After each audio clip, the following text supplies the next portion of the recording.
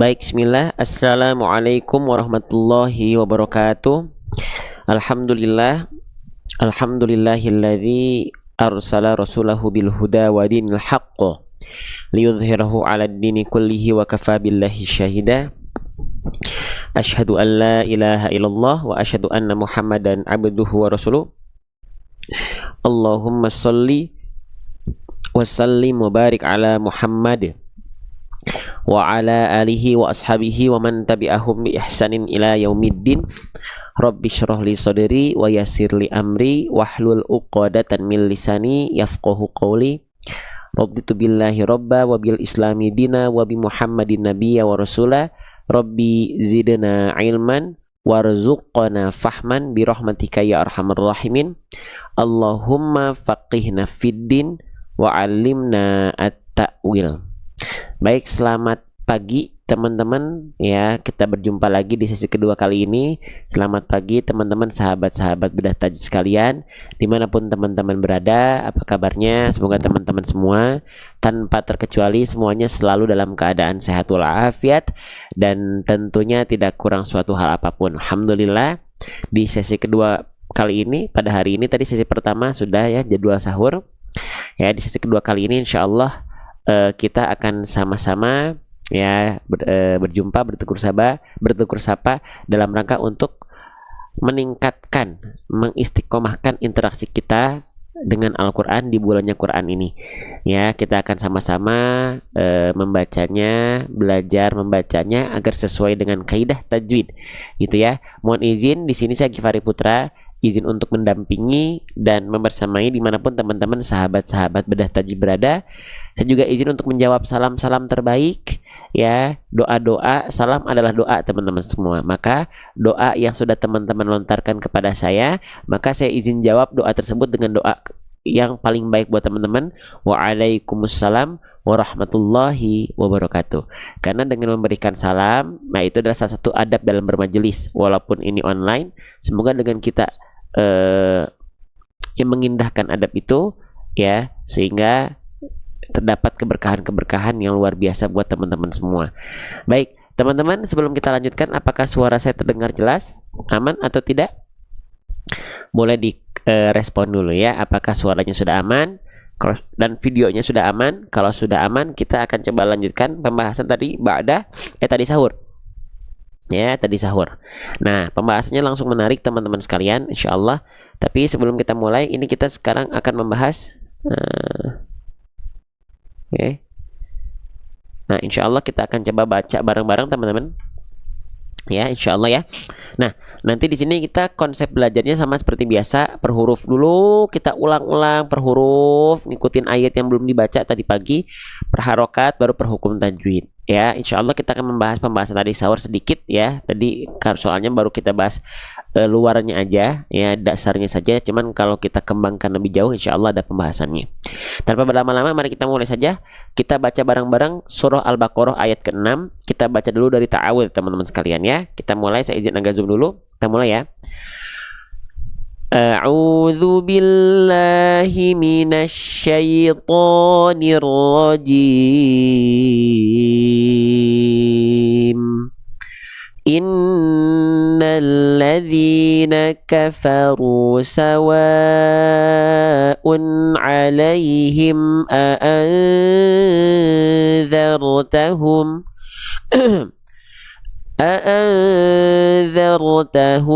am lam tunzirhum la yu'minun.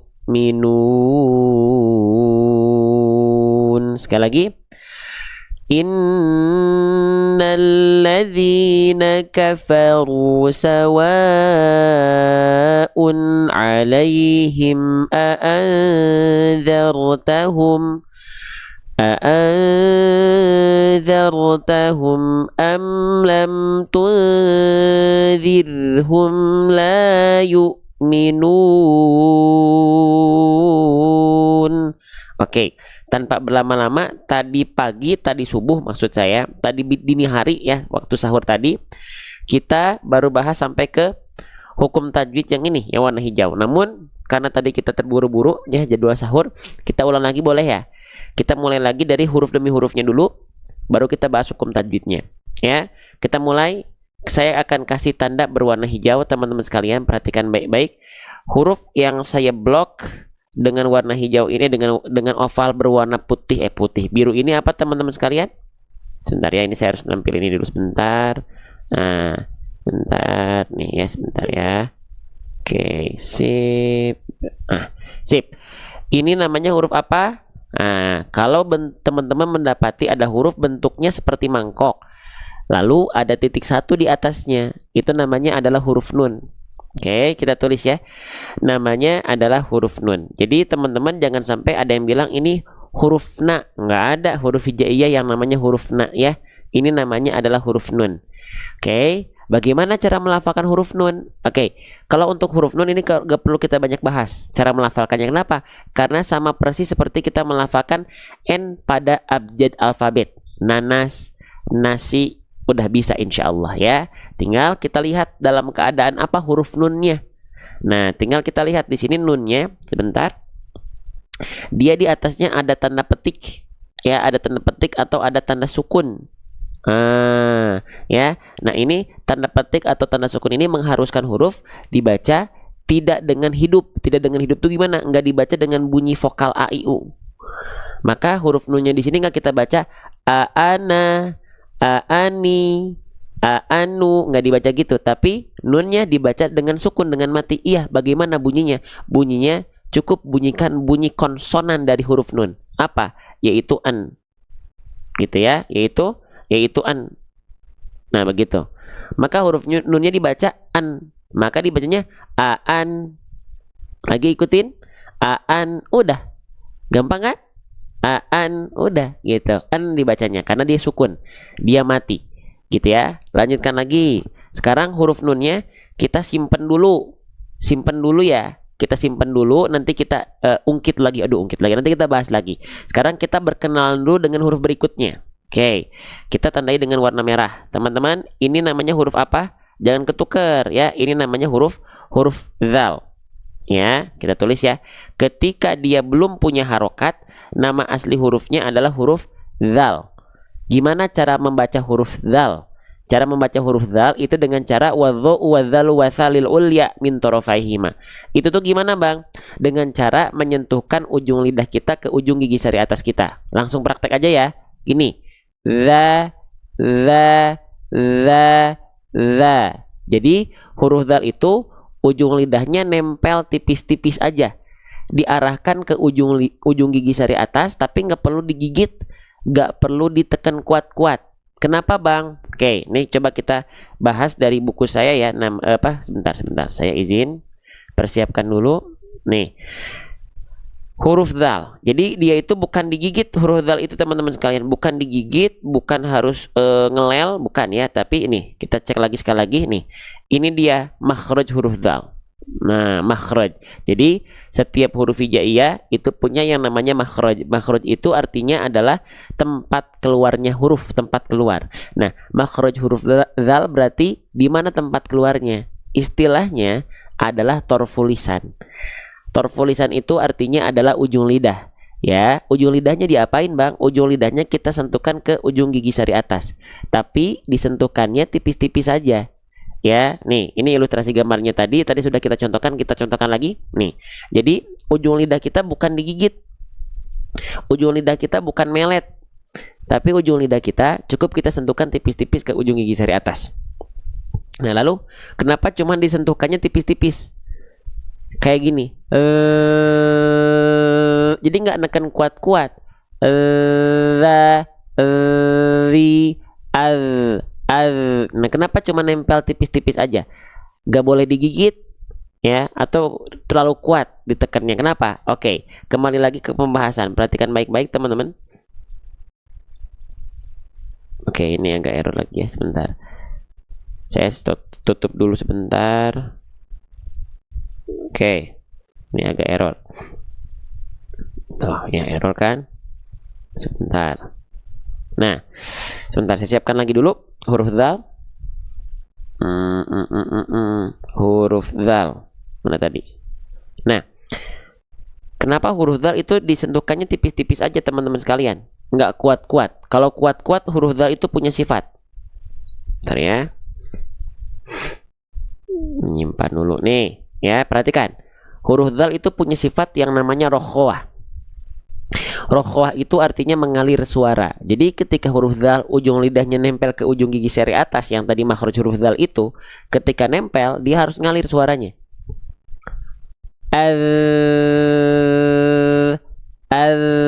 Nah, kalau digigit suaranya nggak akan ngalir. Ad ad ad susah. Nah, gitu ya. Makanya kenapa huruf dzal bukan digigit atau bukan harus kuat neken, tapi nggak, cukup disentuhkan tipis-tipis ke ujung gigi seri atas kita. Beres, ya. Oke. Lanjutkan kembali teman-teman sekalian, ya. Sebentar. Oke, kita lanjutkan kembali. Nih. Maka huruf dzalnya sudah kita ketahui. Tinggal kita cari tahu apa bunyi vokalnya. Apakah dibunyikan dengan bunyi vokal atau tidak, atau iya. Nah, lihat harokatnya. Harokatnya harokat baris atas. Nih, seret kita tandai warna kuning. Nah, huruf hijaiyah apapun ketika dia berharokat baris atas, ingat namanya harokat fathah, dia harus dibaca dengan vokal. Dia dibaca dengan vokal A ya. Ingat nggak tadi pagi, tadi sahur kita bahas ya. Nah, maka huruf dzalnya kita baca tidak dzal lagi karena dzal itu nama asli, tapi ketika huruf dzalnya berharokat fathah maka dibacanya dza. Vokalnya mengikuti si harokat yang ada di huruf dzalnya.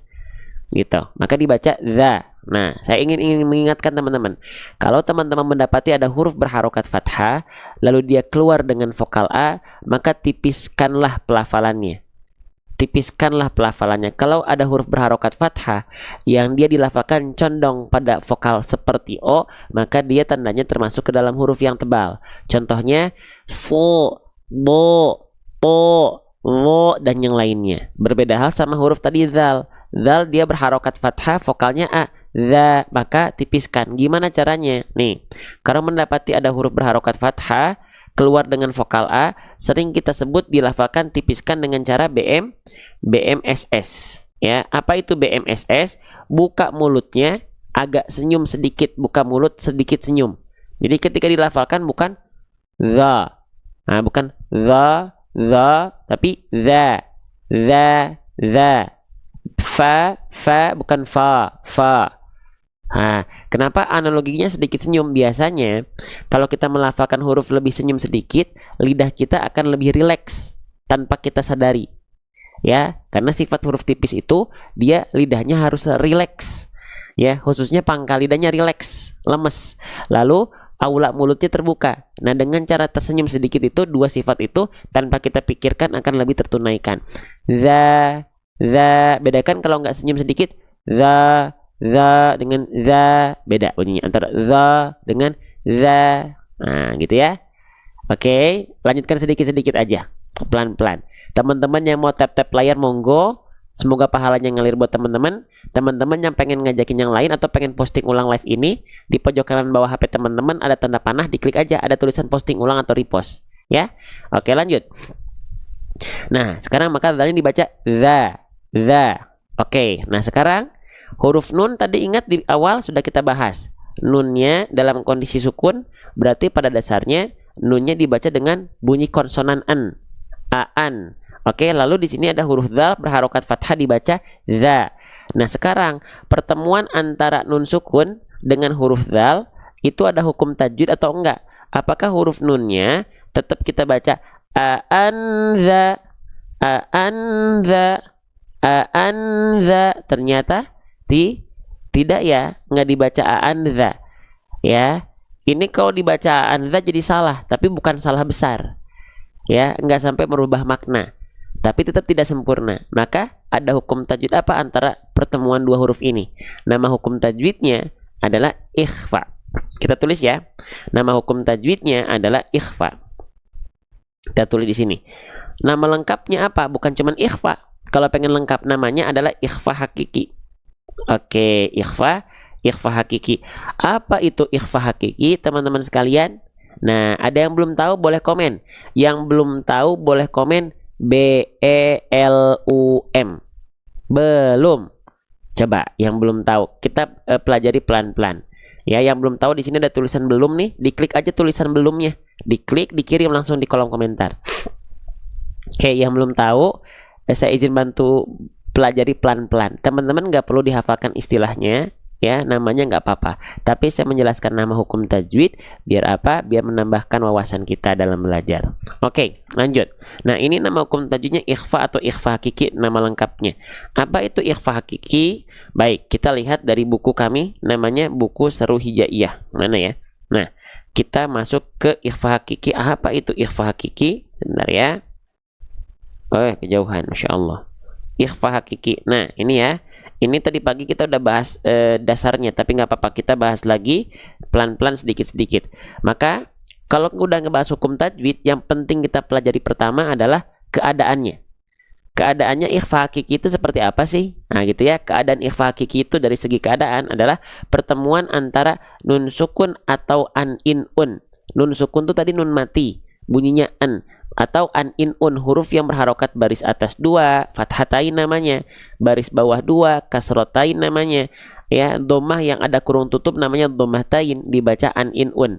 Apabila ada nun sukun atau huruf yang dibaca dengan vokal konsonan an in un berjumpa dengan 15 huruf ini, maka hukum tajwidnya adalah ikhfa hakiki. Ya, apa? Ikhfa hakiki. Oke. Bang, 15 huruf ini gimana cara menghafalnya? Nah, teman-teman, kalau untuk cara menghafal huruf-huruf ikhfa, tinggal browsing, tinggal searching, banyak metodenya udah bagus-bagus.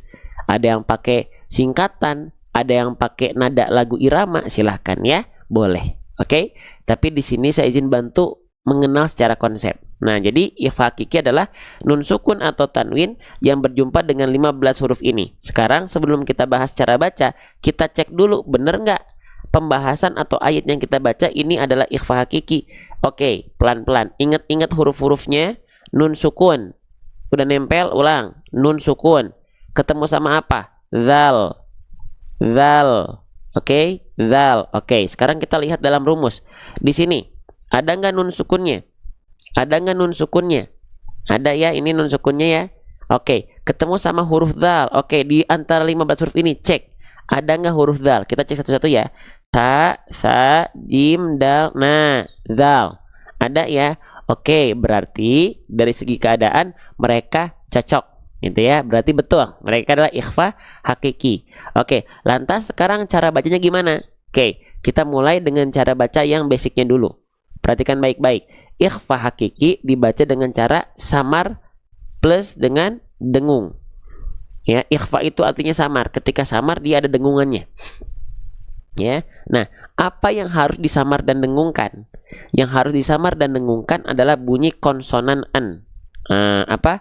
Bunyi konsonan an. Bang, kenapa bunyi konsonan an yang disamar dengungkan? Oke, kita bahas. Bunyi nun sukun itu adalah an. Betul ya? Bunyi fathatain adalah an. Bunyi dhammahtain adalah un. Bunyi kasrohtain adalah in. Ya, lihat setiap ujung ya. Lihat setiap ujung ini teman-teman sekalian, an, semuanya an. Betul ya? Nah, maka yang disambar dengungkan adalah bunyi konsonan an ketika melafalkan nun sukun atau tanwin an in un. Apabila berjumpa dengan 15 huruf tadi. Contoh, berarti cara melafalkan samar dengung itu gimana? Kita langsung pada praktek ayat ya. Biar langsung kita praktekkan. Maka yang asalnya di sini bunyinya aan za. Aan za. Nah, sekarang si bunyi an-nya ini ya, kita nggak baca jelas an lagi, tapi dia disamarkan dan dengungkan. Nah, ketika samar dengung, yang teman-teman lafalkan itu bersiap-siap melafalkan huruf berikutnya. Jadi posisi mulut dan lidah menyesuaikan dengan huruf berikutnya. Jadi bukan dibaca lagi gini, perhatikan. Aan, nah ini kan masih nempel ya ujung lidahnya, berarti masih nun jelas tuh, nggak boleh ya, kurang sempurna. Tapi ujung lidah kita bersiap-siap melafalkan huruf zal. Nah gitu ya, jadi udah samar lagi, dia samar tuh maksudnya nggak jelas, dia itu bunyi an atau bunyi zal. Nah, di sini samar yang dimaksud adalah bersiap-siap melafalkan huruf berikutnya. Makanya dilihat posisi lidah kita. Ujung lidah kita udah siap-siap melafalkan zal. Belum nempel tapi ya. nggak nempel dulu, kan masih samar. Kalau udah nempel udah jadi makhraj dzalnya, berarti udah nggak samar lagi. Ya. A'anzartahum. A'anzartahum. Jelas sampai sini ya? Oke. Nah, jadi dia disamarkan. Ya, bunyi an-nya udah nggak ada, tapi bunyi dzalnya belum muncul. Tengah-tengah di antaranya tuh. Bersiap-siap melafalkan huruf dzal. Oke. Nah, ini yang basicnya dulu. Ketika sudah samar dan dengung, bunyi an-nya disamar dengungkan, bersiap-siap melafalkan huruf dzalnya di sini. Nah, jangan lupa ditahan dulu 2 harokat. Jangan langsung lepas ke za-nya. Tapi ketika ngawang tadi tuh, lidahnya belum nggak ke nun, nggak ke en, nggak ke zal. Nah, ditahan dulu 2 harokat. Contoh, baru masuk ke vokal zalnya. Za. Dan kalau kita zoom lagi, za. Jelas ya. Jadi jangan langsung za, nggak, tapi za. Jelas ya, sedikit-sedikit. Oke, itu yang disebut dengan ikhfa hakiki pada dasarnya. Oke, kita sekarang coba melangkah lebih jauh, teman-teman. Pertanyaannya adalah, apakah semua ikhfa hakiki itu dengungannya dibaca eng? Samar dengungnya dibaca kekuatannya eng? Iya atau tidak? Coba boleh komen di kolom komentar. Iya atau tidak? Nah, jawabannya adalah tidak, ya, nggak semua. Nah, sebenarnya untuk pembahasan ikhfa ini, kalau kita pecah breakdown itu ada 3. Tapi saya izin bahas 2 saja ya, khususnya buat teman-teman yang baru belajar. Jadi kita bahasakan ada yang dia mendekati bunyi dengungan eng, ada yang dia menjauhi bunyi samar dengung eng. Sepakat ya? Sebenarnya ada 3. Kalau kita bahas secara istilah, ikhfa aqrab, atau ikhfa a'la, atau ada ikhfa ab'ad, atau ikhfa adna, ada ikhfa awsat. Tapi kan di sini baru pada belajar, ya kita coba belajar lebih jauh, tapi kita pecah dulu menjadi 2. Ya, oke, ada yang mendekati eng, bunyi samar dengungnya, ada yang menjauhi eng, bunyi samar dengungnya. Oke, sip, jelas ya. Sekarang kita cek, kita kembali dulu ke sini, izin. Nah, oke, jadi gini, kita jelaskan sebentar. Ini loading dulu. Ya, oke, baik, perhatikan teman-teman. Jadi, sebentar. Apakah bunyi dengungan ikhfa hakiki itu semua sama, dipukul rata semuanya? Bunyi dengungannya adalah bunyi dengungan eng, seperti ini. Nah, bunyi samar dengungnya eng? Jawabannya adalah tidak. Ketika keadaan hukum tajwid ikhfa hakiki yang dia dibaca mendekati bunyi samar dengung eng, hanya apabila ketemu sama qaf dan kaf saja. Di luar itu, teman-teman sekalian, maka dia menjauhi eng atau tidak menyerupai bunyi samar dengung eng. Contoh, misalnya di sini kita dari yang kecil, yang sedikit dulu ya. Misalnya kita ambil di sini contoh surahnya, surah Al-Alaq ayat 13. Saya izin agak zoom sedikit. Nah, ada nun sukun ketemu sama huruf kaf. Berarti kalau ada nun sukun ketemu huruf kaf, dia bunyi samar dengung ikhfanya mendekati eng atau menjauhi eng. Yang ini nih, Al-Alaq 13. Mendekati bunyi samar dengung eng atau menjauhi. Ya, mendekati. Oke, karena ketemunya sama huruf kaf ya di sini. Oke ya, gitu. Maka dibacanya, kalau teman-teman lafalkan, dibacanya seperti ini. In kadzaba, in kadzaba. Jangan sampai dibaca in kadzaba. Bang, kedengarannya sekilas tapi hampir sama aja ya. Emang kalau sekilas kita nggak fokus itu kayak sama aja antara ingka dengan ilka. Tapi kalau kita dengar lebih jauh lagi, konsentrasi antara ingka dengan ilka itu nggak betul-betul sama. Ya. Nah, kalau teman-teman pengen cek, Bang, saya pengen ngecek gimana, apakah saya masih belum bisa menentukan nih dengungan saya itu udah mendekati samar dengung eng atau menjauhi. Caranya gini, teman-teman bunyikan bunyi samar dengungnya lebih panjang, panjangkan dulu. Ketika dipanjangkan bunyi samar dengung eng atau menjauhi eng atau mendekati engnya, teman-teman tutup hidungnya. Nah, ketika ditutup, cek apakah suaranya hilang atau suaranya hanya berubah. Maksudnya suaranya berubah tuh ketika dipencet dia masih ada suaranya tapi berubah. Ada yang berubah saja, ada yang sampai hilang. Nah, bunyi dengungan yang mendekati eng itu adalah bunyi yang ketika ditutup hidung kita, suaranya hilang. Kalau dia hanya berubah berarti dia bukan kuat. Dia nggak mendekati eng tapi menjauhi eng. Contoh, untuk huruf kaf maka dia harus seperti ini. Ayatnya yang tadi kita tampilkan. Ya, kita lihat pencet hidung kita. Ing ka, ketika dipencet suaranya hilang, berarti betul karena di sini memang nun sukun ketemu kaf harus mendekati eng itu diceknya ketika ditutup suaranya nggak nyisa. Ya, lagi pelan-pelan di sini belajar pelan-pelan, perhatikan. Ing ka, ing ka, gitu ya, itu yang betul kalau ketemu huruf kaf sama kof. Dengungannya gitu ngeceknya. Kalau dia ketika nun sukun atau tanwin ketemu kaf ketika dicek bunyi dengungannya masih nyisa,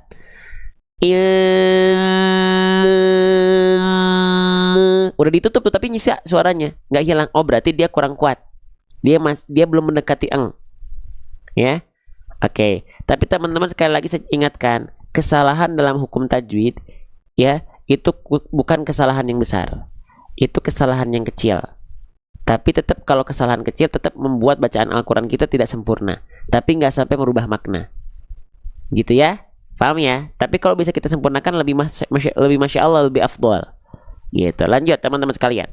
Ya. Nah, jadi di sini dengungannya kuat karena nun sukunnya ketemu huruf kaf. Ya. Oke, dengungannya kuat itu adalah dengungan yang mendekati yang tadi. Ya. Oke, sekarang teman-teman kita coba ya di sini deh. Di masya Allah. Ya, di ayat di bawahnya Quran surah An-Nazi'at ayat ke-44. Nun sukunnya di sini ketika ikhfa, saya pengen teman-teman jawab di kolom komentar, dia mendekati samar dengung eng atau menjauhi samar dengung eng. Nun sukunnya lihat ketemu sama huruf apa? Lihat baik-baik. Lalu saya bertanya, nun sukun di sini ikhfanya mendekati bunyi dengungan seperti eng atau menjauhi? Menjauhi ya, karena apa? Karena dia bukan ketemu sama huruf qaf dan kaf. Maka jangan sampai dibaca seperti ini. Muntahaha, muntahaha, nggak dibaca mungta, tapi dibaca mu. Sambil lidah kita bersiap-siap melafalkan huruf taknya ya. Mutahaha, mutahaha, bukan mung, jangan kuat ya. Nggak semua ikhfa dibaca eng teman-teman sekalian. Oke, jelas sampai sini? Paham insyaallah? Sip. Nah, tinggal kita praktekkan teman-teman sekalian ya. Kita praktekkan ke sini ya. Kita cek ke sini ya. Nun sukun ketemu huruf dzal, ini berarti dengungannya menjauhi eng atau mendekati eng. Nah, menjauhi eng samar dengungnya atau mendekati eng. Yang ini menjauhi dengungan samar eng. Nah, makanya nggak boleh dibaca. Kita tebak-tebakan mana bacaan ikhfa yang tepat di sini ya. Yang opsi pertama atau opsi kedua? Oke, yang lebih sempurna ya. Siap. Yang pertama, opsi pertama, jawaban pertama. A'adza.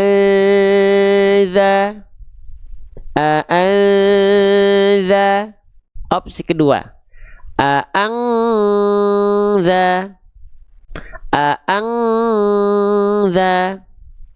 Harusnya jelas ya mana yang dia lebih tepat ya, yang mana yang satu atau yang dua? Yang satu. Kenapa jawaban yang kedua kurang tepat? Karena dia terlalu kuat. Walaupun sudah diikhfakan tapi ikhfanya udah bagus, tapi kurang sempurna gitu. Jelas ya? Oke, teman-teman jangan lupa ditahan 2 harokat.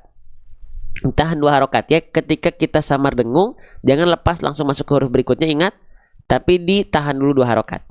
Coba kita baca ya. Tuh, tahan dulu 2 harokat.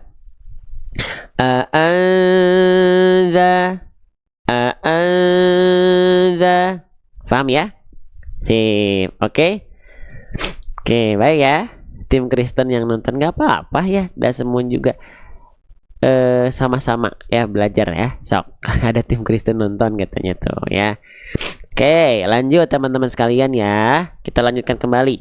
Nah, nanti Al-Quran di ini dalam Al-Quran kita dimudahkan. Ini tuh tadi namanya ikhfa kan, ik ditulisnya. Sa itu maksudnya samar. Dua itu artinya tahan samarnya, dengungnya 2 harokat. Gitu, makanya warnanya hijau juga kan. Nah, ini kalau teman-teman pengen pakai fitur. Gitu, ya. Oke. Sip, kita lanjutkan kembali ya. Jadi kalau pengen lihat fitur tinggal lihat di atasnya. Oh, ikhfa samarkan 2 harokat. Itu kalau pengen yang selewat sambil hataman. Tapi yang yang lebih mendalamnya lagi apa yang saya ketahui yang tadi. Gitu ya. Kita bahas dengungannya, kita bahas kadarnya kuat atau enggak gitu ya. Sip, lanjut lagi, paham sampai sini? Jelas sampai sini? Nah, itu lihat di app apa? Ini bukan app, Kak. Ini Al-Qur'an. Ya. Kenapa saya punya PDF-nya? Karena CEO-nya teman saya. Ya, jadi bukan buat diperjualbelikan kalau ini. Tapi teman-teman nggak perlu khawatir. Nanti kan di sini langsung ada tuh kartu panduannya. Tadi apa? Ik itu artinya ikhfa, samarkan 2 harokat. Gitu cara bacanya ya. Oke, lanjut. Sudah paham sampai sini? Jelas? Lanjut lagi ya. Saya izin hapus. Selanjutnya zalnya sudah, nun sukunya sudah, pertemuan di antara keduanya sudah. Hukum tajwidnya beres ya. Jadi tertunaikan, hurufnya dibahas. Hukum tajwidnya dibahas gitu ya. Lanjut. Selanjutnya teman-teman, di sini kita mendapati ada huruf apa? Nah, ini saya izin agak zoom out dulu sedikit. Oh, udah ya. Sip. Ini namanya adalah huruf ro. Ketika dia belum berharokat, namanya adalah huruf ro. Saya izin tulis ya. Namanya adalah huruf ro. Bagaimana cara melafalkan huruf ro, teman-teman sekalian? Gimana? Oke, kita bahas ya. Setiap huruf hijaiyah, ya, kalau pengen teman-teman tepat, ya, itu dia punya yang namanya makhraj. Makhraj itu apa? Makhraj itu artinya tempat keluar. Nah, jadi setiap huruf hijaiyah itu dia punya tempat keluarnya masing-masing. Di mana dia berasal asalnya gitu ya. Dari mana dia berasal. Nah, huruf ro itu dilafalkan, kita tulis ya di bawahnya aja ya. Huruf ro dilafalkan dari yang namanya punggung lidah. Warro yudanihi lidhohrin adkholu. Oke, pelan-pelan. Bang, punggung lidah tuh bagian yang mana ya? Gitu. Saya belum paham. Ayo kita pelajari bareng-bareng. Nah, di sini selain kita belajar hukum tajwid itu nanti belakangan. Tetap yang didahulukan adalah huruf. Makanya kita paling lama tuh ngebahas huruf, harokat, tebal tipis, huruf, harokat gitu ya. Makanya kita sediakan di sini. Nah, ada peraganya. Seperti apa huruf ro dilafalkan? Huruf ro itu dilafalkan dari punggung lidah. Bagian mana punggung lidah itu? Baik, perhatikan. Nih, punggung lidah itu teman-teman perhatikan. Yang saya tunjuk ini namanya torful lisan. Ini namanya ujung lidah. Betul-betul ujungnya. Ya. Nah, huruf ro itu dilafalkan dari bagian ujung lidah, namun bukan ujungnya banget di sini. Tapi punggung lidahnya mana yang disebut dengan punggung lidah? Nih, punggung lidah itu bagian ini nih. Punggung lidah itu bagian ini dan ini. Oke, bagian ini dan ini. Ujung lidahnya banget dia nggak nempel. Sehingga nanti pelafalannya seperti ini teman-teman sekalian. Nah, bentuk pelafalannya seperti ini. Jadi si punggung lidahnya yang nempel, ujung lidahnya dia nggak betul-betul nempel, sehingga dia ada seperti celah kecil seperti ini. Ya, kalau kita lafalkan begini kurang lebih pelafalannya. Perhatikan ya. Ro, kelihatan? Sama nggak sama ini? Lagi ya. Ro, arro. Jadi yang nempelnya punggung lidah. Ya, lihat gambar lagi sekali lagi. Kita praktekkan sekali lagi. Arro.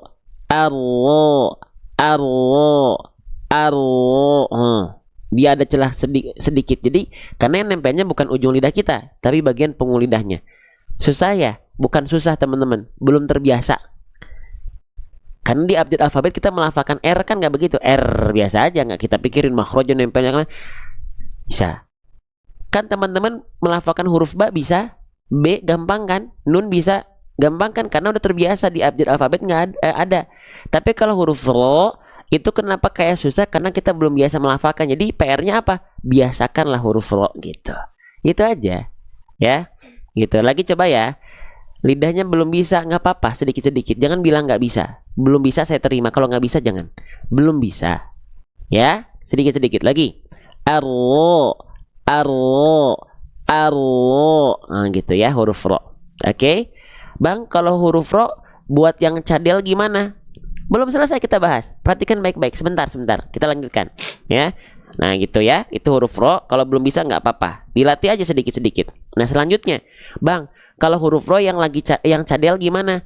Kan gini teman-teman. Perhatikan. Makanya pentingnya kita belajar. Huruf ro itu justru nggak boleh getarannya kayak huruf R. Getarannya banyak gitu ya. Rumah sakit gitu ya. Atau misalnya ular melingkar-lingkar di atas pagar. Huruf ro getarannya nggak begitu teman-teman. Oh bukan. Huruf ro itu punya sifat namanya takrir. Saya tulis ya. Kalau teman-teman pengen nyatet boleh. Kalau teman-teman pengen share ke yang lain, repost aja, posting ulang juga boleh. Biar makin banyak teman-teman yang belajar bareng-bareng. Nah, huruf ro itu dia punya sifat namanya takrir teman-teman sekalian. Takrir warro wabi takririn ju'il. Aduh, Bang, takrir itu apa? Takrir itu artinya saya sering sebut STLJ. Hah? Bukan STMJ, bukan. STLJ. Ya, STLJ itu apa? Dia getarannya sedikit. S, sedikit. TLJ, tapi tegas, lugas, jelas. Jadi sedikit aja getarannya. Tapi walaupun sedikit bukan berarti samar. Bukan berarti begini. Ro, ri, ru. Bukan berarti hilang, bukan. Tapi dia sedikit aja tapi kuat. Ro, ri, ru. Jadi nggak boleh terlampau banyak. Ro, ri, ru bukan juga menghilangkannya. Ro, ri, ru. Tapi ro, ri, ru. Bisa diikuti ya. Nah teman-teman tinggal praktekkan saja. Masih belum bisa, dilatih. Masih belum bisa juga, pahala. Masih belum bisa, terus ya. Terus kita punya target pengen bisa. Tapi hasil gimana Allah? Ikhtiar kita yang punya kendali. Ikhtiar saja semaksimal mungkin. Hasil Allah yang sudah tentukan. Ya. Oke. Asal mulutnya dibuka, mau dibuka pasti bisa kakak tuh. Dilatih. Asal mulutnya mau dibuka tuh. Kata siapa tadi ya? Pasti bisa. Ya. Lagi. Ro, arro, arro, arri, ro, arru. Nah gitu. Jelas ya? Paham ya? Sip. Izin rekam Ustadz buat belajar boleh banget. Yang mau rekam layar boleh ya. Tapi teman-teman, kalau teman-teman udah masuk grup, kan ada rekaman live-nya di live kita. Iya. Masuk grupnya free. Oke, lanjut dulu, kita belajar dulu. Nah, oke, jadi huruf ro kita udah tahu cara melafalkannya. Sedikit-sedikit, getarannya nggak boleh banyak-banyak karena dia punya sifat namanya takrir. STLJ. Sedikit tapi tegas, lugas dan jelas. Ya. Oke, lanjut lagi teman-teman sekalian. Nah, selanjutnya huruf ro-nya sekarang kita lihat teman-teman. Di atasnya dia ada tanda petik. Nih. Tuh, ada tanda petik di atasnya. Ingat nggak tanda petik di atas huruf maksudnya apa? Kalau dalam istilah tajwid namanya adalah tanda sukun. Kalau dalam bahasa kita disebutnya tanda mati. Ro mati atau ro sukun. Nah, cara melafalkan huruf yang dalam kondisi sukun, dia nggak dibaca vokal. Maka huruf ro-nya nggak dibaca ro, ri, ru, nggak. Tapi ro-nya dibaca er. Bunyi konsonan ro adalah gitu ya. Oke, cuman ada aturan khusus untuk huruf ro sukun. Ketika ro-nya sukun. Gimana? Ini kita bahas yang basic dulu ya. Buat teman-teman yang baru belajar ya, boleh ya. Perhatikan. Gini aturan mainnya, teman-teman. Maaf. Nih, perhatikan. Ketika kita mendapati ada huruf ro sukun, oke, apabila dia diikuti oleh bunyi vokal A atau U, maka dia dibaca harus tebal. Tulis ya. Oke, itu yang pertama. Satu lagi, apabila ada ro sukun yang diikuti oleh bunyi vokal I sebelumnya, maka dia dibaca dengan keadaan yang tipis, gitu ya. Tulis. Begitu. Oke. Nah, jadi sekarang kita lihat contohnya ke dalam ayat. Nih, kira-kira teman-teman ro sukun di sini harus dibaca tebal atau harus dibaca tipis? Coba komen dulu, saya pengen tahu. Saya belum kasih clue-nya ya, tapi kalau teman-teman lihat keadaannya harusnya tahu dia dibaca tebal atau tipis. Ro sukunnya dibaca tebal.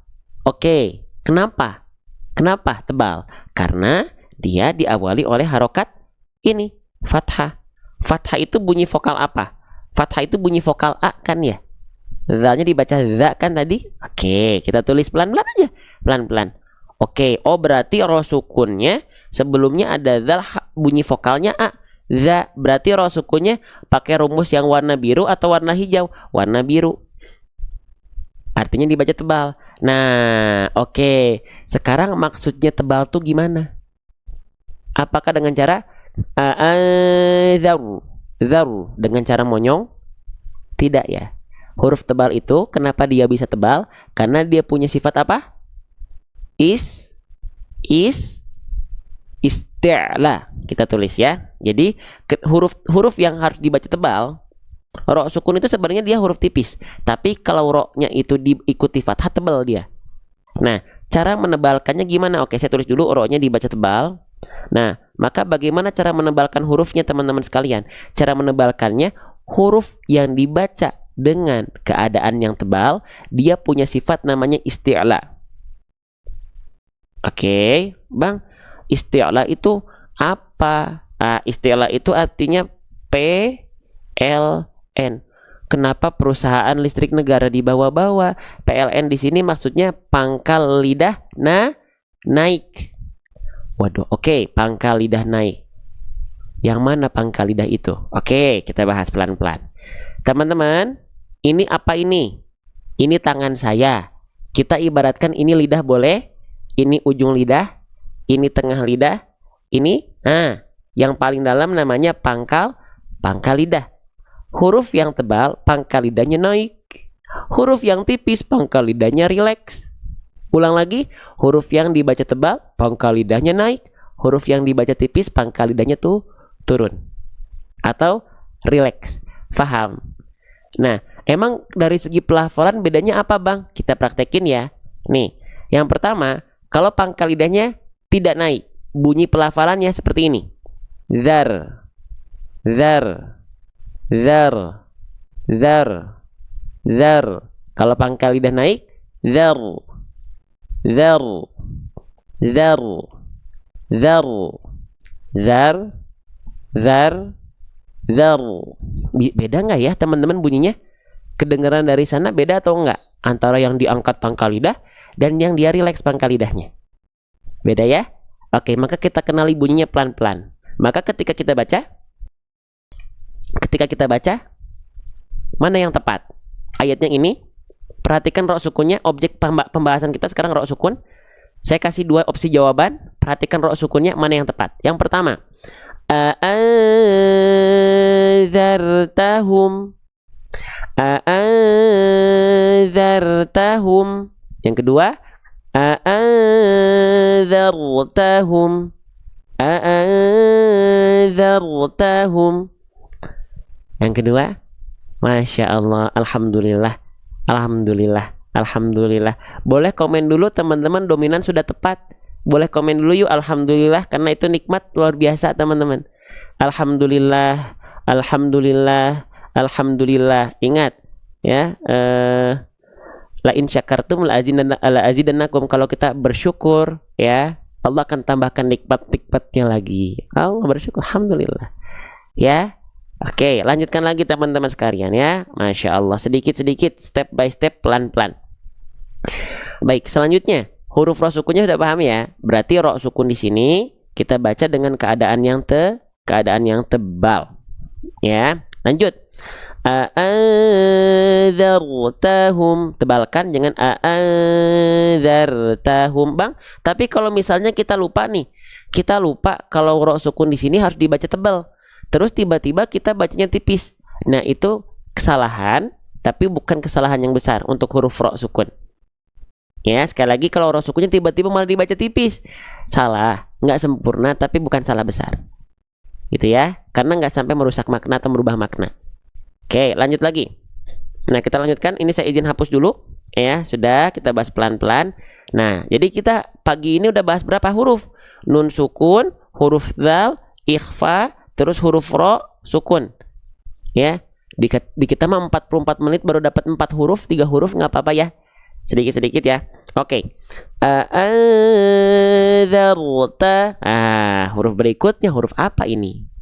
Oke, kita tulis ya. Perhatikan. Ini ya bentuknya seperti mangkok. Terus ada titik 2 di atasnya. Kalau titik 2 di atas mangkok, ini namanya huruf ta, teman-teman sekalian. Tulis dulu ya. Namanya huruf ta. Oke. Bang, kalau titik 2-nya kan ada yang di bawah mangkok ya. Itu namanya huruf ya.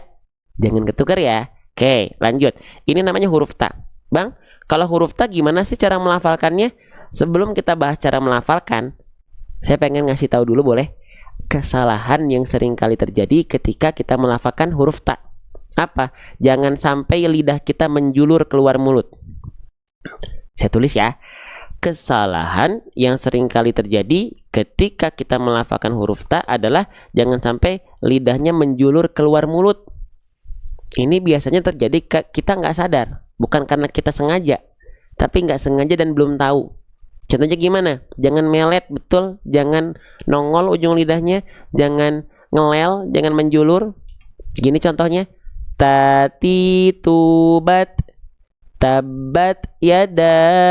Nah gitu, ada yang baca gitu. Tabat yada, tabat yada. Nah huruf ta nggak begitu ya. Bang, kenapa nggak boleh? Saya pengen nanya dulu, ada nggak yang baca ta seperti itu? Ya, ada nggak? Kalau misalnya ada yang seperti itu, boleh komen ada. Ya, ada ya. Jangan ujung lidahnya keluar. Terus gimana cara melafalkan huruf ta yang tepat? Ayo kita pelajari. Bismillah. Kita ingatkan. Jadi huruf ta bukan dengan lidah yang menjulur keluar mulut. Karena huruf ta punya yang namanya makhraj. Kita ingatkan lagi. Bang, saya baru gabung bang. Setiap huruf hijaiyah punya makhraj. Maksudnya gimana? Makhraj itu apa? Makhraj itu artinya tempat keluar. Di mana huruf itu berasal. Dari mana dia berasal? Oke. Di mana huruf ta dia berasal asalnya? Oke, kita cari tahu ya. Pakai buku saya. Namanya buku seru hijaiyah. Oke, huruf ta kita cek dulu ya. Oh, di bawah huruf ta, sebentar. Kita cek dulu huruf ta. Nah, ini huruf ta di atas. Salah. Huruf ta itu di bagian atas. Nah, nih. Kita cek dulu. Nih. Makhraj huruf ta. Oke, kita ingatkan lagi apa makhraj tadi? Makhraj artinya tempat keluar. Oke. Di mana tempat keluar huruf ta? Huruf ta itu dilafalkan dari yang namanya torful lisan. Oke, torful lisan. Torful lisan itu apa? Torful lisan itu artinya ujung lidah. Ya. Oh, tapi ujung lidahnya dikemanain? Ujung lidahnya disentuhkan ke pangkal gigi sari atas. Wa ta'u wa dalu wa ta min huwa min ulya tsanaya. Hah? Bang, nggak kebayang. Nggak usah dibayangkan. Lihat gambar. Nih, ada titik berwarna hitam di sini. Inilah persentuhan yang kita maksud tadi. Ujung lidah yang kita sentuhkan ke pangkal gigi sari atas kita. Kebayang nggak? Jadi ujung lidah kita kan nggak melet tuh. Ujung lidah kita masih berada di dalam area mulut kita. Ya. Kalau pengen lebih kebayang lagi, saya izin bantu lagi. Ya. Saya izin bantu karena saya cinta semua teman-teman karena Al-Quran. Ya. Berkumpul karena Quran. Semoga nanti kita atas wasilah Quran kita dipertemukan kembali. Kalau di dunia kita belum pernah bertemu, kelak di akhirat di surganya Allah kita bertemu karena wasilah Quran. Yang mengaminkan semoga Allah kabul buat kita semua. Amin ya rabbal alamin. Ya. Oke, lanjut. Nah, huruf ta, perhatikan. Nih, lihat. Ujung lidah kita, ini yang namanya ujung lidah yang saya tunjuk. Ya, ujung lidah kita kemana teman-teman sekalian? Tadi kemana ujung lidahnya? Ke pangkal gigi seri atas. Oh, berarti si ujung lidah ini ke pangkal gigi seri atas. Pangkal gigi seri atas yang mana? Nih, teman-teman kenalan dulu ya. Ini namanya gigi seri atas kita atau sering disebut dengan gigi kelinci. Nah, gigi kelinci atau gigi seri atas ini mana bagian pangkalnya? Nih, bagian pangkalnya itu bagian ini. Nih, pangkal gigi seri atas itu, nih, bagian yang ini. Nah, nih, saya izin zoom sedikit ya. Nah, gusi-gusi tempat tumbuhnya gigi seri atas ini yang disebut dengan pangkal gigi seri atas kita, teman-teman sekalian. Jadi si ujung lidah kita tadi yang ini nih, nah yang ini nih nempelnya ke sini. Ya, gitu. Ini ilustrasi gambarnya. Begini. Nanti di buku kita siapkan apa? Video animasinya. Gimana video animasinya? Nanti video animasinya itu, nah perhatikan. Hasil jadinya insya Allah seperti ini teman-teman sekalian. Nih, hasil jadinya itu kita sedang persiapkan bukunya. Tuh, ada video animasinya, ada pembahasannya. Segera hadir insya Allah, mohon doanya. Ya, oke. Sekarang kita lihat huruf ta. Mana huruf ta? Nih, ya. Nah, kalau sekarang ini belum ada muka sayanya karena lagi diedit dulu. Ya, oke. Perhatikan. Kita izin agak zoom dulu. Nah, teman-teman silakan perhatikan baik-baik. Inilah ilustrasi huruf ta ketika dilafalkan. 1, 2, 3, kita pause dulu ya. Nah, kelihatan? Ujung lidahnya disentuhkan ke pangkal gigi seri atas kita. Kita ulang lagi. Nah, begitu. Oke. Nah, buruan ya Ustadz, udah nggak sabar aku. Iya, sabar ya. Ya, orang sabar disayang Tuhan, disayang Allah. Innallaha ma'as-sabirin. Ya, udah sabar ya, tungguin. Oke, huruf ta itu dilafalkan seperti ini. Sehingga ketika kita lafalkan, ginilah ilustrasi pelafalannya dengan pengucapannya. Perhatikan. Ta, ti, tu, at, it, ut, atta, iti, utu. Nah, seperti itu huruf ta dilafalkan. Ya. Masya Allah ya. Sip. Oke, maka kita praktekkan ke dalam bacaan. Uts, maaf terlalu ngezoom ya. Nah, a'adzarta. Jadi ujung lidahnya nggak nongol ya. A'adzarta, nggak gitu. Tapi di dalam nggak kelihatan. A'adzartahum ta. Oke. Sip. Nah, lanjutin lagi. Ada satu sifat yang saya harus lupa sampaikan. Ta harus ada percikan nafasnya. Ya. Oke. Ta, ti, tu. Jadi ada t-nya. T-nya. Tapi bukan bunyi S ya, apalagi jadi bunyi C. Ca, ci, cu. Enggak gitu. Atau ketika sukun. Ats, its, uts. Enggak ada bunyi S ya. Huruf ta nggak punya sifat S. S itu apa namanya? Desis. Desis dalam istilah tajwidnya apa? Sofir. Huruf ta nggak punya sifat sofir. Nggak boleh ada bunyi S-nya khususnya ketika sukun. Nih. Ini di buku kita tunjukin lagi nih ya, izin ya. Nih, selain kita ngebahas makhraj, video animasinya, gambar dan sifat-sifatnya. Nah, nih ada sifat-sifatnya juga. Kita cek nih. Kita cek ya, pelan-pelan. Bismillah. Nih, ada nggak sifat desis? Huruf ta sifatnya hams, syiddah, istifal, infitah, ismat. Desis bunyi s itu adalah bunyi sofir namanya, desis. Nggak ada kan sifat sofir ya? Makanya ada ss-nya ya. Nah, misalnya surah Al-Lahab, tabat yada, nggak, tapi dipercikan saja. Percikan bukan bunyi desis. Tabat yada. Jadi tadi teman-teman sudah tahu tadi makhraj huruf ta seperti apa. Nah, ketika makhrajnya nempel, keluar percikan nafas dari sana. At. Nah, itu percikan nafasnya. Tabat yada. Gitu. Ya. Lanjut lagi ya. Oke. Nah, tinggal kita praktekkan, berarti di sini ada percikan nafasnya. Ya. A'adzarta ta. Jangan berlebihan jadinya ta, nggak gitu juga. Sedikit aja. Ya, natural aja. Oke, sip. Lanjut lagi. A'adzarta. Nah, ini ada pertanyaan dari Kak Rayisa. Ustadz, video boleh diulang? Soal aku dari kurang jelas dengerinnya. Video yang mana? Kalau video rekaman ulang kita, nanti video rekaman live kita itu ya, yang jadwal pagi dan jadwal siang atau duha tuh semuanya ada rekaman live-nya di grup kita. Ya, lanjut ya. Sip. Oke. Nah, saya izin ini hapus dulu huruf ta sudah. Belum. Huruf tanya belum. Harokatnya belum dibahas. Nah, hurufnya secara hakikat huruf sudah.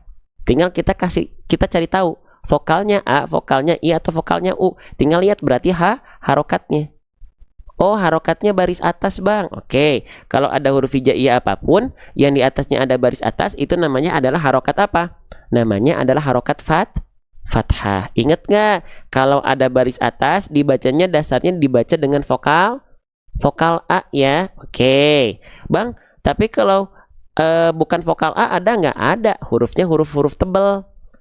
Ya, contohnya apa? Contohnya huruf so, do, ko, wo, kho, go. Nah, itu kan vokalnya O ya, seperti O maksudnya. Ketika fathah berarti dia tebal. Nah, gitu ya. Oke, lanjutkan lagi. Nah, kalau teman-teman mendapati ada huruf berharokat fathah, oke, lalu dia keluar dengan vokal A, maka tipiskan pelafalannya. Apa? Maka tipiskan pelafalannya. Karena vokal A itu tandanya dia huruf tipis. Kalau dia vokalnya bukan A tapi O, seperti O, dia tebal. Nah, gimana caranya? Caranya kita lafalkan dengan cara BMSS. Ya. Kita izin tulis lagi BMSS. Apa itu BMSS? BM artinya buka mulut. SS artinya sedikit senyum. Buka mulut, sedikit senyum. Oh, berarti gimana? Berarti begini.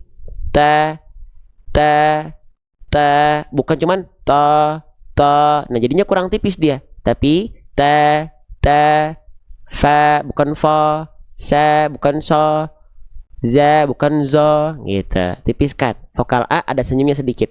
Dengan ada senyumnya sedikit itu, lidah kita dengan otomatis akan lebih rileks. Aula mulut kita, rongga mulut kita akan lebih terbuka. Ya. Ustadz, gimana ngilangin ngantuk saat belajar tahsin ini? Caranya, perbaharui niat lagi, ya, istighfar, ambil air wudhu kalau ngantuk. Ambil air wudhu, ya, gitu, ya. Karena kalau kita scrolling HP biasanya gak ngantuk, tapi ketika belajar Quran ngantuk. Kenapa? Bisa jadi ya perbaharui tajdidun niyah lagi nih. Kenapa kita harus baca Quran? Ada nggak teman-teman dari awal menghadirkan rasa bahagia nggak ketika belajar? Merasa nggak teman-teman adalah orang-orang pilihan ya yang mau meluangkan waktunya buat Al-Quran? Nah, itu coba di refresh lagi ya gitu. Oke, lanjut teman-teman sekalian ya. Oke, lanjut. A'adzarta, ta, percikan saja, ta, ya, vokalnya tipis A, ta, bukan ta. A'adzarta, tapi ta, tipiskan. Oke, selanjutnya, nah, huruf ini yang bentuknya seperti simpul angka 8. Nah, ini hurufnya apa namanya? Ini namanya huruf H. Bentuk dasar tunggalnya tuh begini teman-teman, H tuh. Ini yang begini nih. Nah, jadi kalau H ini lagi di tengah kalimat gini, dia bentuknya seperti simpul angka 8. Ya, atau sering saya sebut ini namanya H besar. Ya, kita tulis ya, ini namanya H atau kita sering disebut dengan H besar. Nah, kalau kita melafalkan ada huruf H atau H besar ini, maka dia dibaca seperti apa? Apakah dilafalkan dari dada? Nah, oke, kita tulis dulu ya. Siapa di antara teman-teman yang masih menganggap H besar itu dilafalkan ada hubungannya dengan dada? H. Nah, itu kurang tepat ya. Nah, terus huruf H besar itu makhrajnya di mana?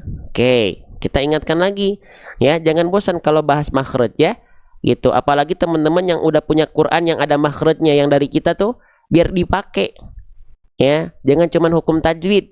Kan ada fitur makhraj yang udah order Quran ini, ada makhraj, fitur makhrajnya dilihat, dibuka, dicari. Ya, H besar itu bukan dari dada dilafalkannya teman-teman sekalian, tapi dari mana? Ayo kita cek ya. Nih, kita cari H besar. Ya.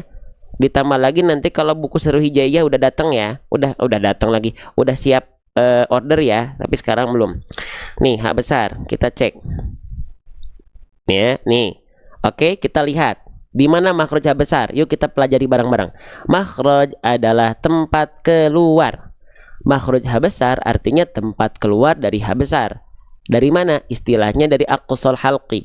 Nggak perlu dihafalkan istilahnya. Tapi apa itu aqsal halqi? Artinya tenggorokan paling bawah atau tenggorokan paling pangkal atau pangkal tenggorokan. Ya, jadi dalam membaca Al-Quran itu tenggorokan dipecah, di breakdown lagi, dipecah menjadi 3 bagian. Apa? Kita geser ke sini. Ya, kita ulang lagi boleh? Sudah mulai bosan belajar seperti ini? Nggak apa-apa ya. Kalau bosan nggak apa-apa, manusiawi. Tapi yang penting terus belajar. Ya, oke. Nah, nih tenggorokan paling luar namanya tenggorokan paling luar yang saya tunjuk. Daerah sini ini namanya tenggorokan paling luar. Atau dalam istilah tajwidnya ujung adenal halqi. Bahasa kita juga membahasakannya ujung tenggorokan. Yang keluar dari sini ada 2 huruf. Ada ini makhraj huruf ghain dan kha tuh di sini. Kha dari sini dia sumbernya. Gitu. Nah, kalau dia masuk lagi sedikit, nah di sini di bagian ini namanya tengah tenggorokan. Ya, nama istilah dalam tajwidnya wastul halqi. Oke. Nah, yang keluar dari sini itu ada 2 huruf juga. Apa? Huruf ain dan huruf ha kecil. Ya. Nah, Lebih dalam lagi. Nah, di bagian area yang ditandai dengan titik putih ini adalah pangkal tenggorokan. Tenggorokan paling pangkal, tenggorokan paling dalam. Huruf yang keluar dari bagian ini ada 2 huruf.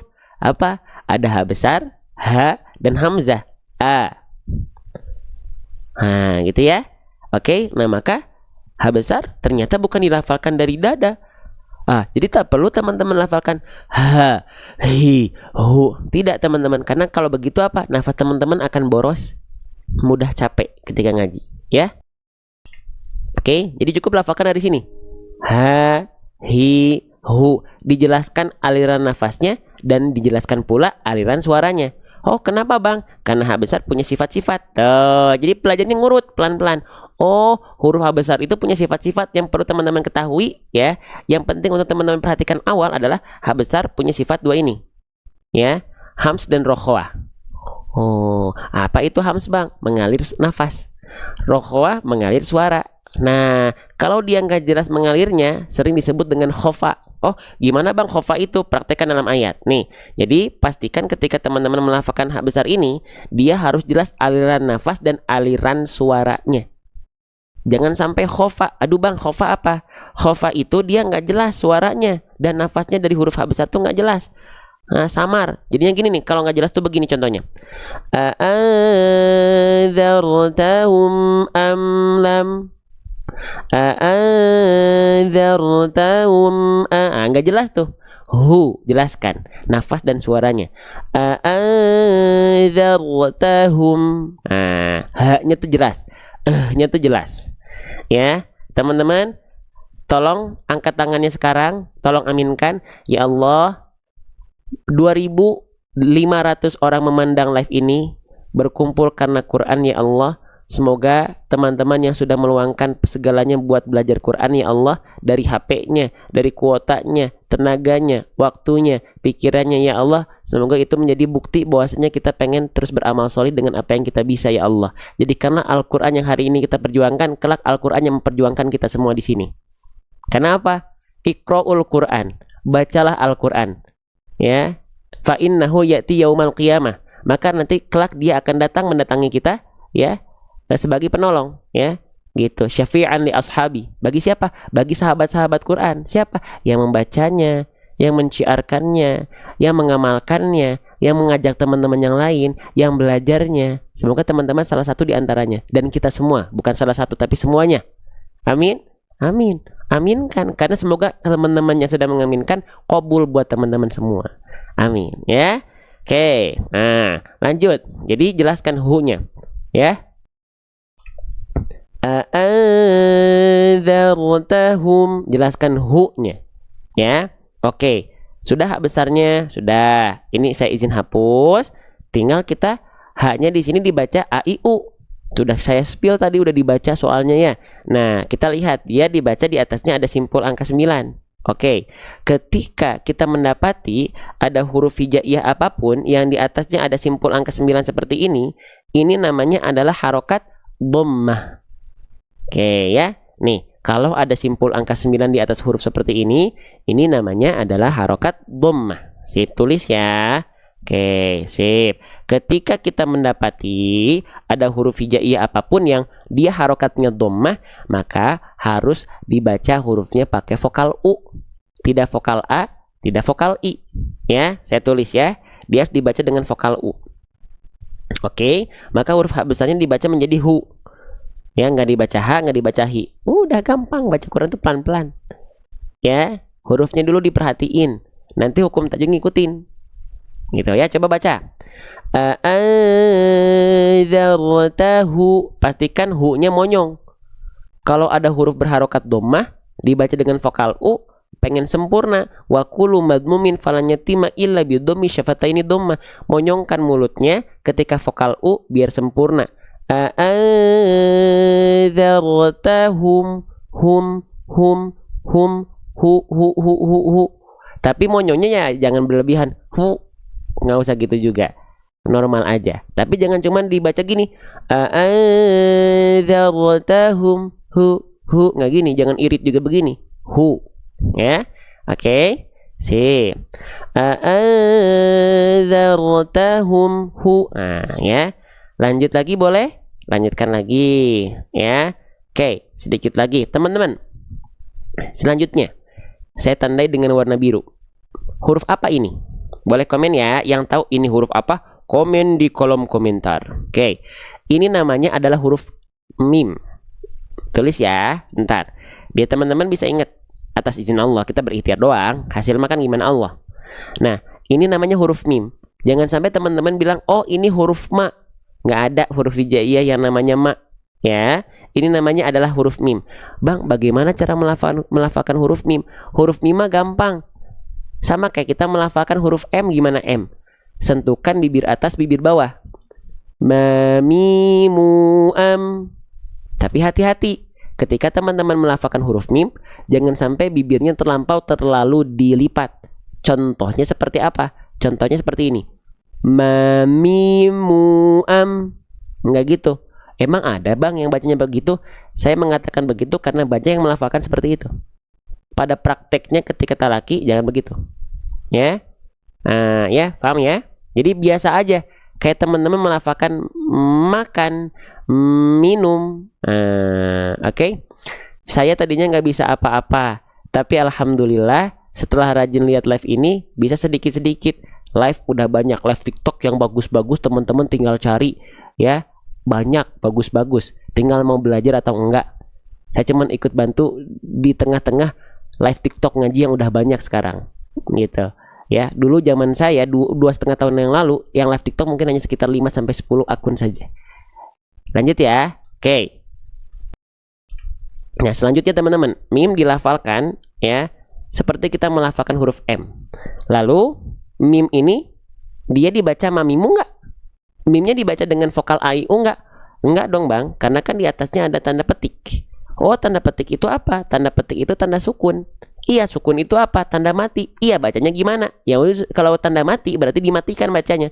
Mati itu gimana? Tidak berbunyi hidup. Berbunyi hidup itu berbunyi vokal AIU. Mamimu berarti enggak. Tapi gimana dibaca dengan bunyi matinya? Iya, gimana bunyi matinya? Bunyi konsonan dari huruf mim, yaitu apa? Ya. Oke, jelas? Paham? Nah, jadi dia dibacanya tinggal ditambahin ada hu tadi di sini, hu ditambah jadinya apa? Hum. Udah. Tinggal digabungin sama yang tadi dari sini deh, dari sini. Kita coba baca bareng-bareng ya. A'adzartahum. Pelan-pelan lagi, kurang pelan. Coba dipenggal-penggal dulu aja. A'adzartahum. Bisa. Ya. Oke. Apanya yang tebal tipis? Mima tipis. Kan mim nggak dibaca mo, tapi dibacanya ma. Tipis mim. A'adzartahum. Ya. Oke, lanjut lagi. Mimnya kita simpan dulu boleh. Mimnya kita simpan. Nanti kita flashback lagi ke huruf mim. Tapi saya pengen membahas huruf berikutnya dulu, teman-teman. Kita kasih tanda warna hijau. Huruf apa ini? Yang saya tandai dengan warna hijau, huruf apa ini teman-teman sekalian? Namanya adalah huruf apa? Tuh kan. Ini masih banyak yang jawab alif nih. Oke, yang jawab alif kita izin melakukan penilangan dulu ya. Nah, ini bukan alif. Lah bang, ini kok bukan alif? Kan ini ada bentuk tangkai angka 1. Tapi lihat di atasnya ada apa? Di atasnya ada harokat. Alif tidak berharokat. Kalau ada yang mengatakan alif fathah a, sebenarnya bukan alif teman-teman. Karena alif nggak dibaca AIU. Alif itu dibaca untuk durasi panjang baca.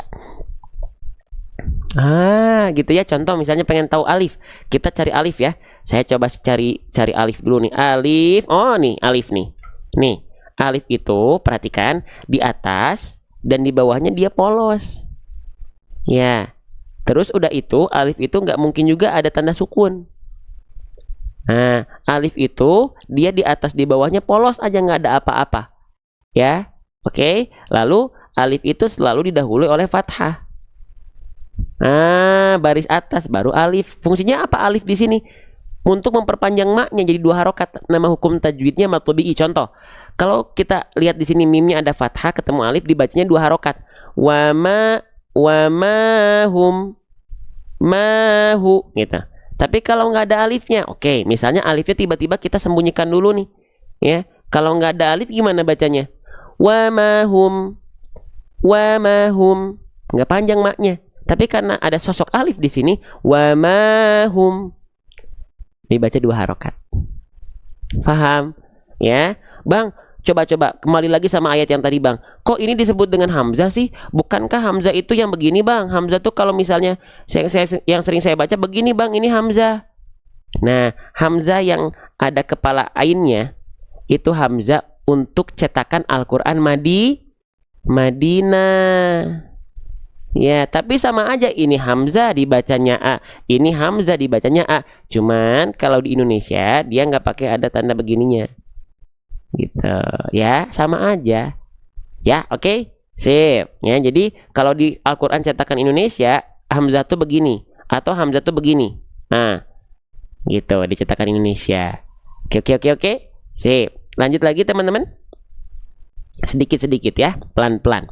Oke, kita baca a'adzartahum a gitu. Oke, sip, jelas. Nah, sip. Sekarang belum selesai. Hamzahnya dibaca gimana, Bang? Hamzah itu dibacanya gimana? Kalau hamzah mah sama kayak a i u biasa, a i u aja. Cuman lihat tinggal harokatnya. Harokatnya baris atas. Baris atas nama harokatnya fathah. Kalau ada huruf berharokat fathah dibaca dasarnya pakai vokal a. Dia bisa jadi dibaca dengan vokal o, ada seperti o. Kalau hurufnya tebal, so, bo, po, tapi hamzah ketika fathah nggak dibaca o, tapi dibaca a, tipis kan? Kalau vokal a itu berarti dia tipis pelafalannya. Maka jangan lupa bukan cuma dibaca a biasa gini, a, bukan a, tapi a, bukan a, tapi a, tipiskan, buka mulut sedikit senyum, a, gitu ya. Sip, lanjut lagi. Maka kita baca belum selesai. Kok belum selesai? Tadi kan gini, udah bahas huruf mim sukunnya, udah tahu dibaca lalu setelahnya ada hamzah, hamzahnya berharokat fathah, dibacanya a. Nah, sekarang di sini ada hukum tajwid apa? Baru masuk ke hukum tajwid. Hurufnya sudah tuntas, baru masuk ke hukum tajwid, teman-teman sekalian. Nah, ini ada hukum tajwid apa? Ini namanya hukum tajwid apa? Ini namanya hukum tajwid apa coba? Idhar syafawi. Aduh, Bang, saya belum tahu terkait dengan hukum tajwid. Iya, sekarang ini kita bahas sedikit-sedikit. Gini, teman-teman, kita tulis dulu. Ini namanya hukum tajwid idhar syafawi. Oke, pelan-pelan aja. Bang, kalau nggak hafal hukum tajwidnya, tapi kalau cara bacanya betul gimana? Betul bacaan teman-teman. Tapi nggak tahu hukum tajwidnya, dosa nggak? Oh, enggak. Karena dalam tajwid itu ada 2, teman-teman. Saya izin jelaskan dulu buat teman-teman yang mungkin baru gabung.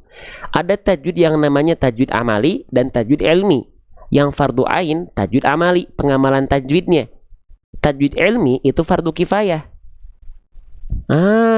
Kalau teman-teman bacanya udah betul, nggak ada salah bacanya nih. Tapi aduh, saya nggak tahu ini hukum tajwidnya apa. Ya udah, nggak apa-apa.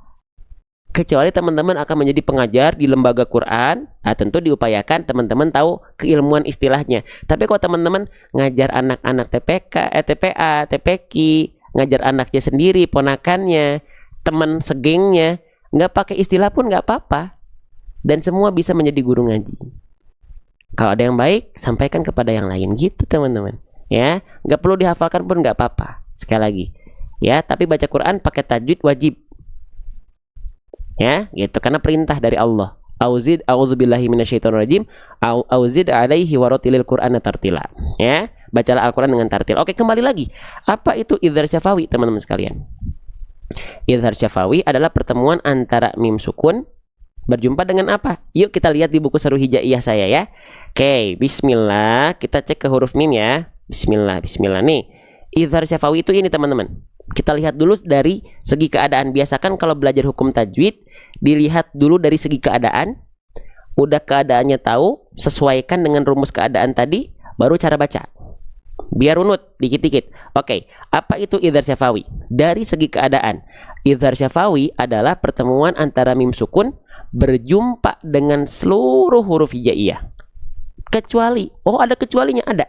Tapi cuma 2 huruf. Apa? Huruf mim dan huruf ba. Bang, kenapa huruf mim dan ba harus dikecualikan sih? Karena kalau mim sukun ketemu mim ada hukum tajwid tersendiri. Begitupun mim sukun dengan huruf ba, ada hukum tajwid tersendiri. Oh, apa hukum tajwidnya? Yuk kenalan sebentar. Tuh, mim sukun ketemu huruf mim, hukum tajwidnya apa? Idgham mimi, idgham mislain. Iya. Oke. Kalau mim sukun ketemu sama huruf ba, apa hukum tajwidnya, Bang? Kalau mim sukun ketemu sama huruf ba, hukum tajwidnya ikhfa syafawi. Berarti selain mim dan ba apa? Idhar syafawi. Gampang ngafalin idhar syafawi mah, teman-teman.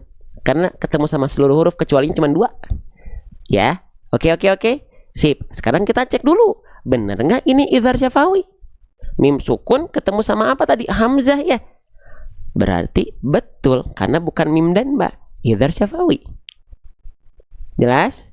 Sip. Baru kita lanjutkan kembali. Nah, sekarang teman-teman sekalian, gimana cara bacanya? Idhar artinya apa sih, Bang? Idhar itu artinya dibaca idhar. Iya, apa idhar itu? Terang atau jelas. Oke? Ya. Lalu syafawi apa syafawi? Syafawi itu diambil dari kata syafatain. Apa syafatain? Kedua bibir. Oh, berarti idhar syafawi apa? Oke, berarti dibacanya gimana? Kita tulis dulu. Tadi idhar apa? Idhar artinya? Idhar itu artinya adalah jelas. Oke, saya tulis. Syafawi apa? Diambil dari syafatain, artinya kedua bibir. Oke. Berarti idhar syafawi apa, Bang? Ya, cara bacanya gimana? Idharkan mim sukun dari syafawi. Jelaskan mim sukun dari bibir. Oke. Jadi bacanya gimana? Nggak dibaca samar. Intinya dibacanya harus jelas emnya. Nggak dibaca samar. Contoh kalau samar tuh gini.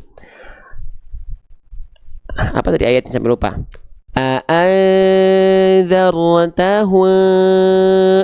Nggak dibaca samar begitu, tapi emnya jelas dari mana? Dari bibir.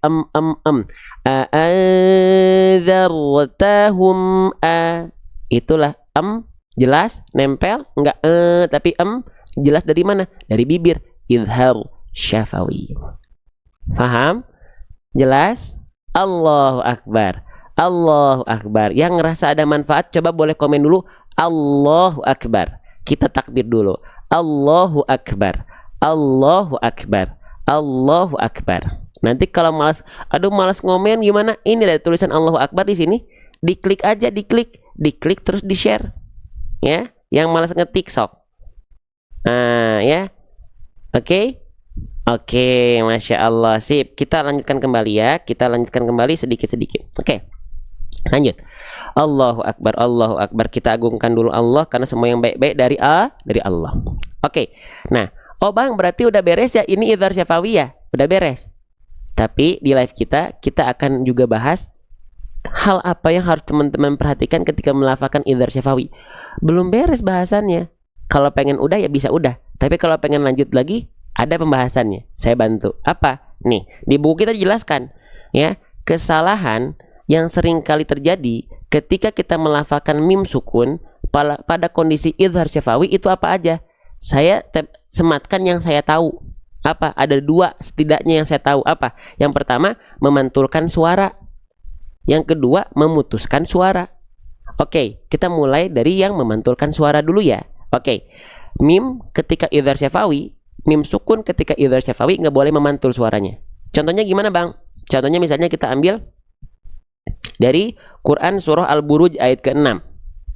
Perhatikan mim sukunnya ketemu huruf ain. Berarti betul dia idhar syafawi. Mim sukun, kesalahan pertama pada idhar syafawi tadi apa? Memantulkan suara. Gimana contohnya, Bang? Contohnya begini. Idhum 'alaiha. Idhum 'alaiha. Idhum 'alaiha. Cong. Siapa yang suka memantulkan mim sukun ketika idhar syafawi? Biasanya nggak sengaja sih, bukan disengajain, tapi nggak sengaja. Nah, jangan ya. Bang, kenapa mim sukun nggak boleh memantul? Karena mim sukun nggak punya sifat memantul. Tahu dari mana? Oke, di buku kita rangkum nih. Sifat-sifat dari huruf mim. Apa aja? Nih, kita cek ya. Nih, yang pertama nama sifatnya jahr. Yang kedua, nama sifatnya tawasud. Yang ketiga, nama sifatnya istifal, infitah, dan idlaq. Coba teman-teman ada yang lihat sifat qalqalah di huruf mim ini? Ada nggak sifat qalqalah? Nggak ada ya? Maka nggak boleh qalqalah. Apa qalqalah? Memantul. Yang punya sifat memantul cuman ada 5 huruf saja. Apa aja teman-teman? Ba, jim, dal, to, qaf. Atau susunan kalimat yang sering kita bahas apa? Baju di toko, kutbu jadin, abe, aje, ade, alpo, ako. Nggak boleh ame, ale, age, ane. Nah, tiba-tiba apa nama ya gitu ya. Jadi apa namanya, jangan dipantul-pantulkan. Banyak orang yang melafalkan huruf yang nggak punya sifat qalqalah tapi senang banget dipantul-pantulin. Jangan ya. Oke, sip. Nah, selanjutnya berarti ketika dalam ayat kita praktekkan jangan memantul. Contoh, a'adzartahum, amnya nggak mantul, nggak boleh. A'adzartahum, tidak begitu ya. Paham? Itu yang pertama. Satu lagi boleh. Oke, satu lagi apa bang? Nih, ketika mim bersukun, ketika dalam kondisi idhar syafawi, kesalahan yang sering kali terjadi yang kedua adalah apa? Memutuskan bunyi amnya. Nah, ini juga sering kali terjadi tapi banyak orang nggak ngeh.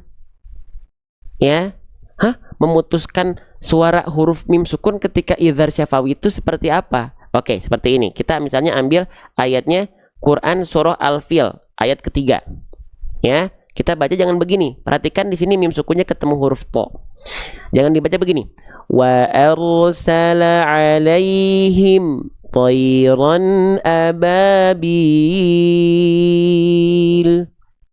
Ya, atau misalnya kita baca surah Al-Fatihah ayat terakhir nih.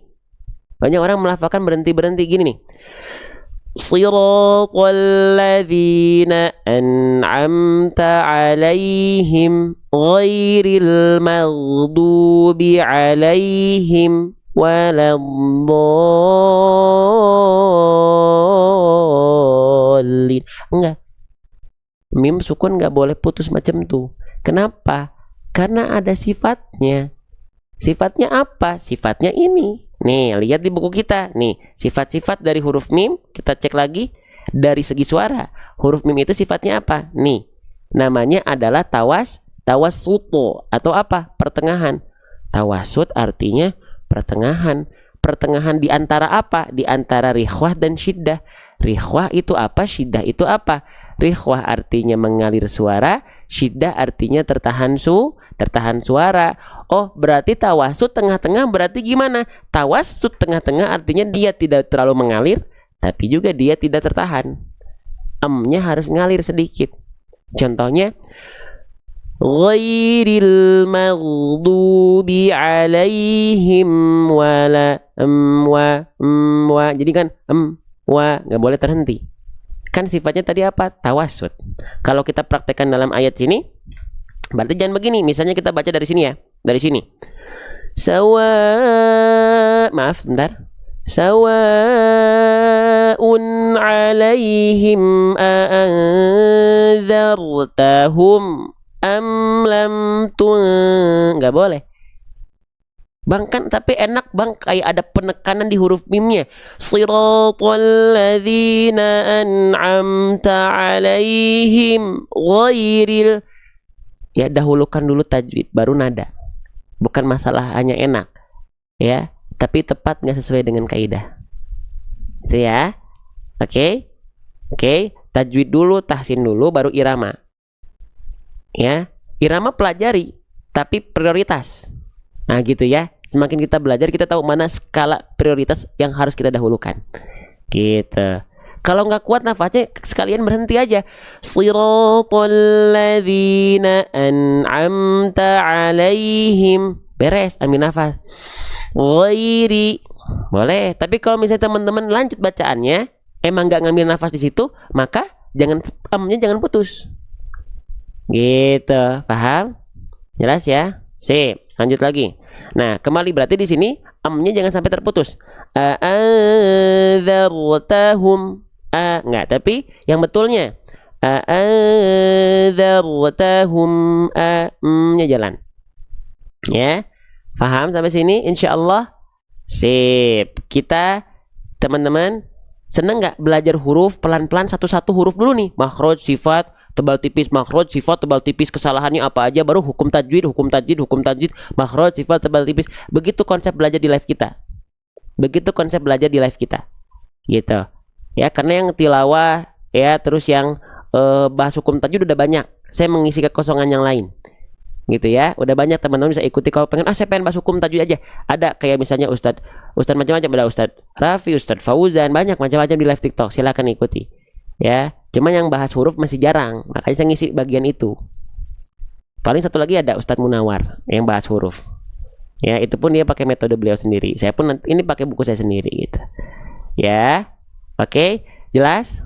Nah, nanti teman-teman mohon doanya semoga buku saya cepat rampung ya, gitu. Oke, teman-teman, sebelum kita baca terakhir ya, teman-teman, sebelum nanti masuk grup, ada yang mau masuk grup kan ya? Nah, kalau misalnya pembahasan yang kita bahas tadi semua ada dalam satu Quran gimana? Ada pembahasan praktek bedah tajwid ya, ada pembahasan huruf-huruf hijaiyah. Pembahasan huruf hijaiyahnya seperti ini. Tuh. Misalnya, ini dalam Quran ya. Huruf to, makhrajnya kan kita bahas makhraj gitu kan. Terus apa lagi? Sifat kita bahas tuh seperti ini. Terus apa lagi? Kesalahannya gitu ya. Prakteknya, latihannya. Nah, ini memang fitur terbaru yang kita simpan di Al-Qur'an kita. Dan dipakai oleh banyak live TikTok. Gitu. Ya, kita yang mengkomunikasikan kepada pihak penerbit. Ya, asalnya kan nggak ada huruf. Terus bedah tajwidnya sedikit. Sekarang bedah tajwidnya tuh. Lihat, satu halaman 5 pembahasan. Dan ayat yang dibahas di sini pasti ngikutin baris tersebut tuh. Tuh, ini pasti ada di sini tuh. Ini pasti ada di sini nih. Tuh, pasti ada. Jadi pembahasannya banyak banget. Allahu Akbar. Belum lagi teman-teman, ada yang suka hataman di sini. Ada yang suka hataman, tentu semua suka hataman ya. Tapi kan kita gak pengen hataman kita asal baca. Langsung ada hukum tajwidnya di atas seperti ini. Ada nama hukum tajwidnya, cara baca, harokat, dan tajwid warna. Kita kasih kartu panduannya. Gitu. Oke, belum lagi yang pengen, aduh saya tapi kalau baca Quran sendiri takut salah. Takut salah dalam arti bingung nih bacanya gimana. Kita kasih murotal Al-Qur'annya di setiap halaman, tinggal scan barcode. Belum lagi kalau teman-teman lagi berjalan-jalan lupa bawa Quran, tinggal scan barcode aja, ini ada free 5 Quran digital. Qurannya Quran belajar, kamus Arabnya. Gitu. Ada yang mau? Nanti sebelum masuk grup kita tawarkan, tapi ada yang mau dulu nggak? Kalau ada yang mau, saya mau nanti siapin kuotanya. Tulisannya kecil-kecil, yang sedang ini buat anak muda atau buat usia 30-40 yang pakai kacamata. Kalau pengen yang besar, kalau kita buka PO lagi, mau nggak? Harusnya udah nggak ada PO nih. Ini dikirim nanti tanggal 18. Di live yang lain belum ada PO soalnya. Ini udah nggak bisa PO harusnya yang besar, tapi kalau saya buka PO lagi mau. Ambil pagi ini yang besar. Ada yang besarnya segede ini. Tapi ini fitur yang lama yang saya pegang. Oke, mau nanti baca dulu ya. Oke, udah baca, nanti saya izin minta waktu sebentar, 5 menit aja, kita kasih diskon 50% baru masuk grup ya. Oke, kita baca bareng-bareng. Yuk, baca bareng-bareng dulu. Bismillahirrahmanirrahim. Ya Allah, berkahkan kita semua ya Allah. Bismillah ya. Yuk kita baca bareng-bareng. Innalladzina kafaru sawa'un alaihim. Kalau nggak kuat, ada tanda nafas pendeknya. Garis merah di Al-Quran yang sama yang tadi kita jelaskan. Garis merah berhenti darurat. Nafasnya capek banget, berhenti di garis merah. Tapi harus diulang kalau garis merah. Kalau berhenti di garis warna hijau, gak perlu ngulang. Contoh. Innalladzina kafaru dan seterusnya. Kalau berhentinya di garis merah, innalladzina kafaru sawa'un alaihim. Ngulangnya boleh 1 garis, boleh 2 garis. Sawa'un alaihim a'anzartahum. Maaf, ini kita hilangkan dulu. أأنذرتهم أم لم تنذرهم لا يؤمنون